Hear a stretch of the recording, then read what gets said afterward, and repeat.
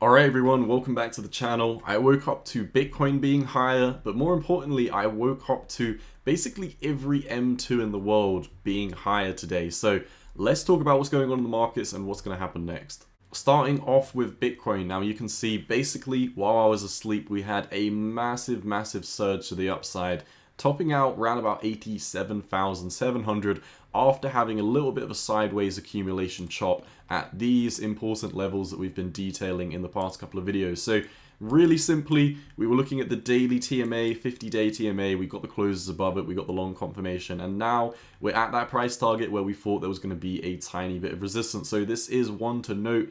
Anywhere between kind of 87 to kind of 89k is going to be a super important level to clear to the upside for Bitcoin. Now, in my opinion, I think a lot of the reason why we had this surge to the upside was, of course, consolidation, 50-day TMA giving us a nice long signal. But we did have some news overnight that Pope Francis has died, and then basically ever since that came out, the World Economic Forum founder Charles Schwab has resigned. So especially with Charles Schwab resigning from the World Economic Forum, that's just really bullish news. The World Economic Forum, it's a scam. Trump knows it's a scam. I don't think much of this kind of globalist regime is going to have much room to breathe within the Trump administration. So Bitcoin's seen a really nice push to the upside, in my opinion, because of a lot of this news. Now, of course, like 1 hour time frame, we are retesting the breakout at this moment in time. We are coming down a little bit, so just really like 1 hour time frame type shit. If we're looking at this, we're coming down to healthy levels. So after the massive surge yesterday, unless kind of anything kind of monumental changes in the stock market today, I kind of expect that to be most of the move to have take place already today. So I think just like we've seen this move to the upside, I think it's probably going to take a day or so to crack this level to the upside, because this is super strong, super heavy resistance that we have. On the daily time frame, the stock is a bit overextended, so we're going to need something, really important for us to be able to get above that level.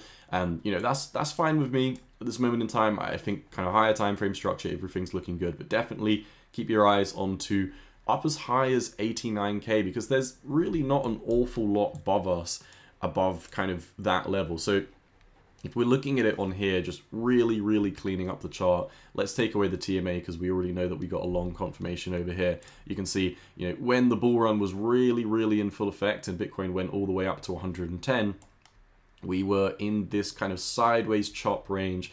We broke down, and this is the range that we were looking at down here in a little bit more detail. But we're finally kind of trying to get back to the upside of this kind of all-time high range. So it might take a few days, but in general, I think this week we're going to get above kind of 89k. And, every single time we've been in this range at the bottom, bar the time that we broke down into a new range after the high was set, and there was kind of a lot of, global economic uncertainty, yada. But once we're back in here, I think we're going to be heading back up to these levels, round about the all-time highs, 110k.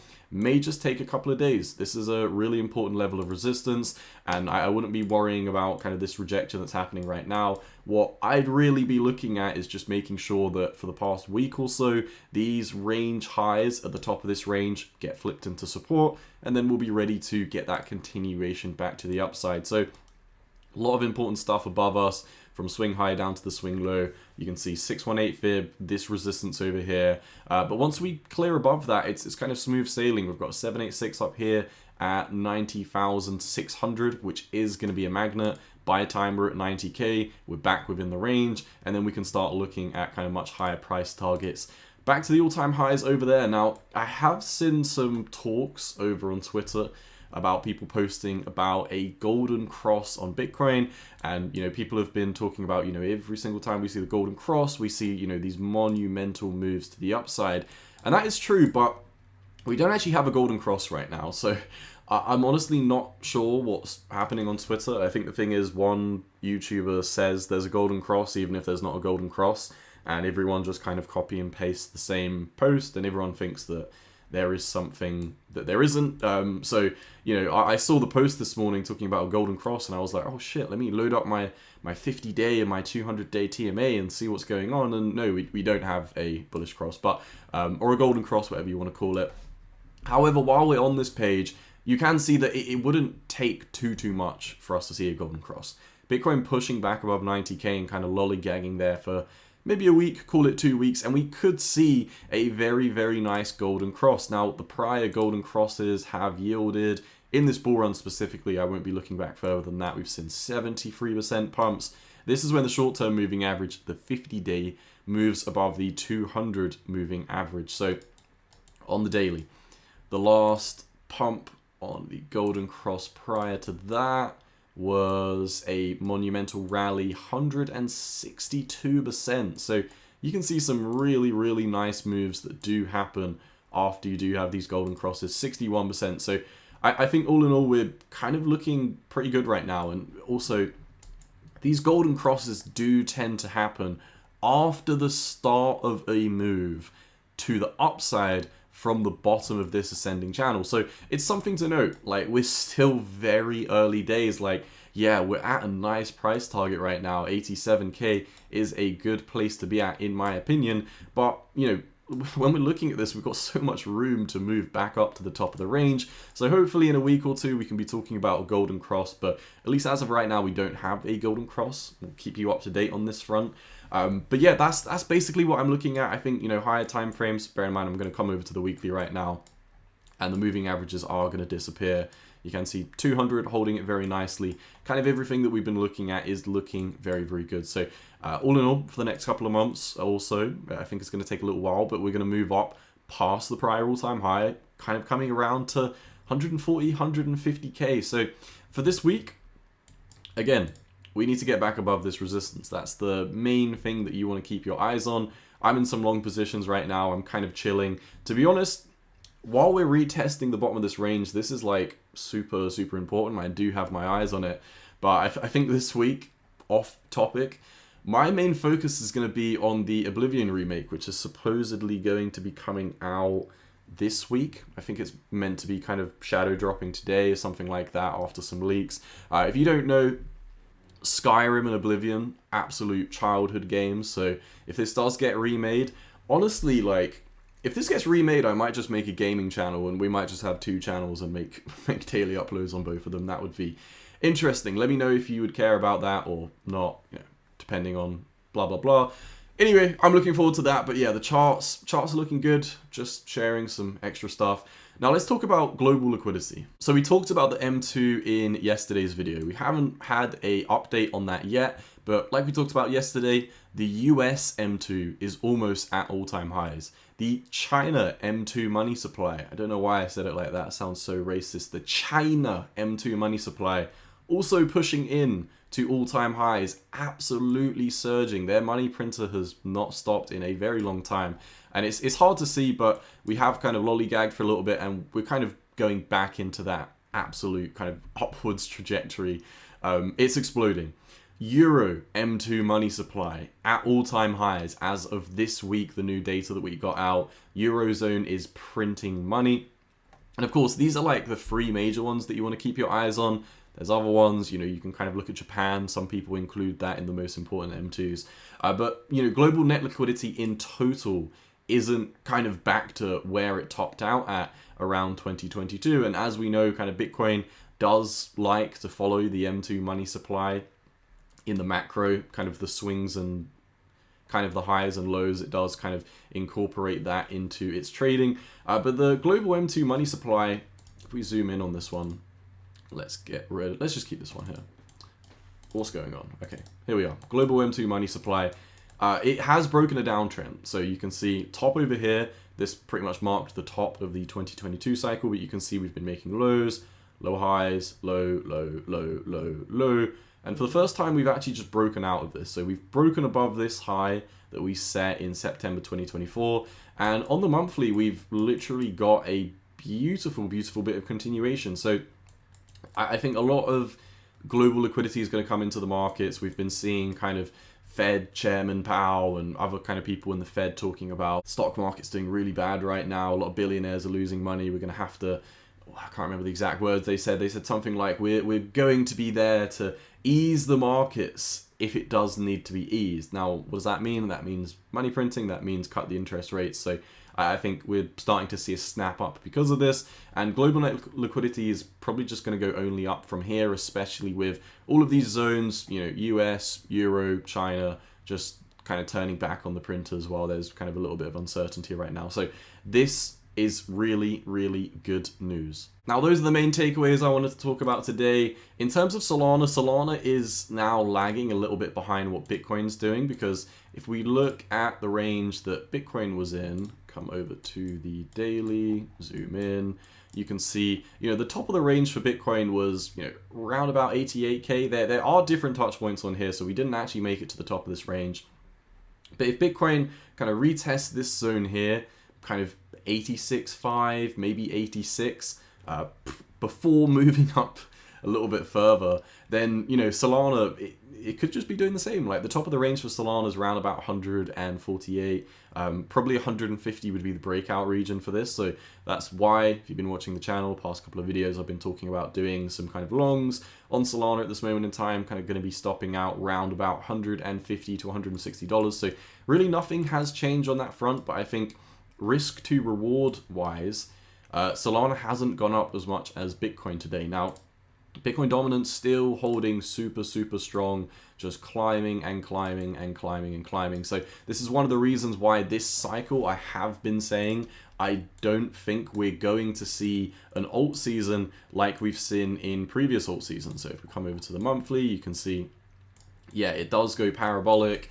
But every single cycle, it makes a significant lower high. And this is because it's hard for the Bitcoin dominance to get back up to, what, 98% where it was when there weren't all of these altcoins, because now Bitcoin's sharing the market cap with Ethereum and Solana and XRP and Tether and USDC. Even though those are stable coins, it does share. The Bitcoin dominance does factor into literally everything else other than Bitcoin. So Bitcoin's sitting at 64% of the market share of the crypto market right now. With all these other altcoins, it's showing amazing strength. And it's sad to see Bitcoin's literally outperforming everything. I mean, even Solana is getting a little bit cracked over the head by the Bitcoin dominance in the higher time frames. Now, I think this is going to see a resurgence. And I do think there is going to be a alt season this bull run, but I just don't see it doing what we did in prior cycles. I think in general, this has kind of shaped one of my opinions that potentially moving into the next bull run, I'm probably going to be much more of a Bitcoin maxi. I think I'm probably going to be like 90% Bitcoin, maybe 10% Solana, something like that. Just keep things really, really simple, because I don't think the alt seasons that we've seen in prior cycles are ever going to amount to what we've seen. I don't think the alt season that we're going to see in this cycle is going to amount to what we've seen in prior cycles. With that being said, Bitcoin dominance is super, super overextended right now. So at some point, I probably do expect for this to completely get kind of Hitlered down, maybe 10% or so. And at that point, you're going to see some really good altcoins, the blue chips, the ones like Solana.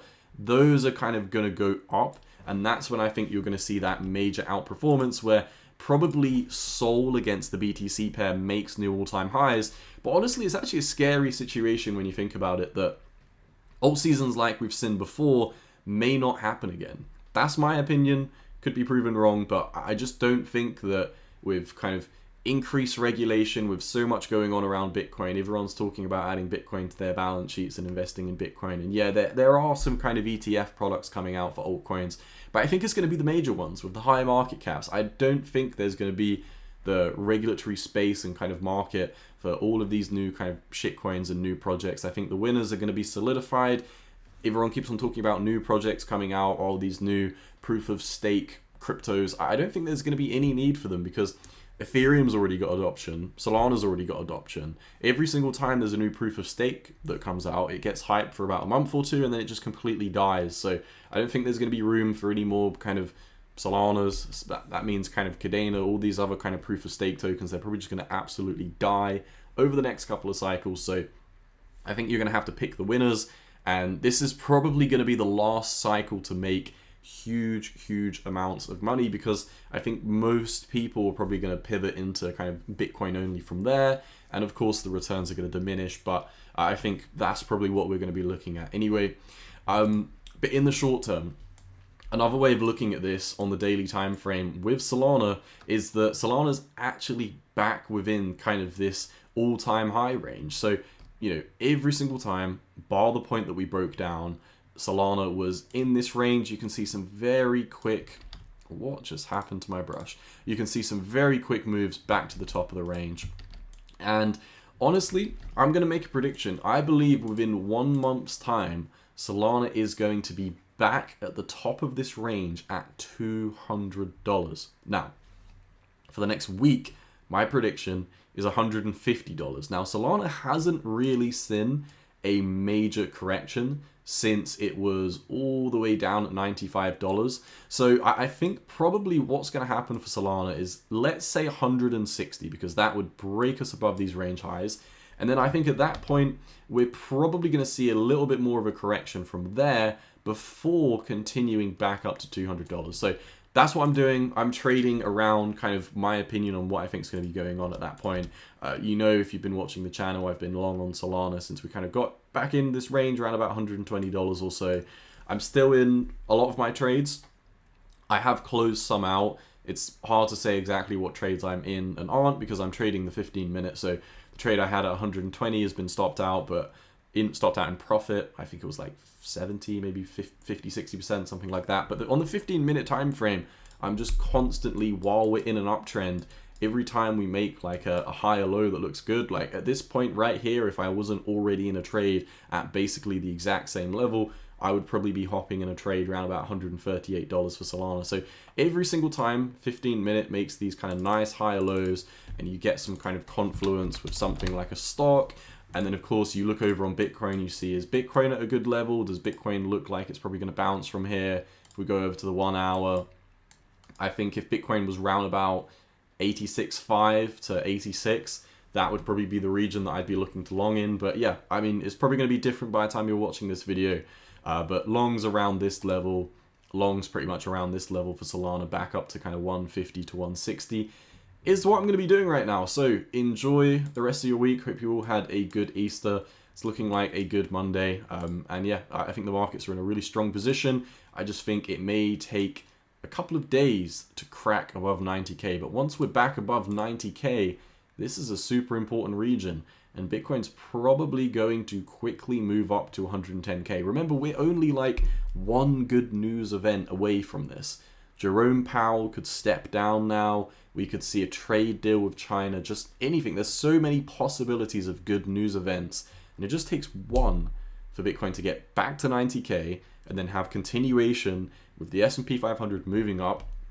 Because I think the S&P 500, like we talked about yesterday, is also at a really good place. But we don't really have kind of much trading activity as of what's been going on today. So I'll leave it there for today. If you did enjoy the video, make sure to smash like, leave a comment, join the Discord, follow me over on Twitter at 618_cowboy, and I will see you in the next one. I'm out. Peace.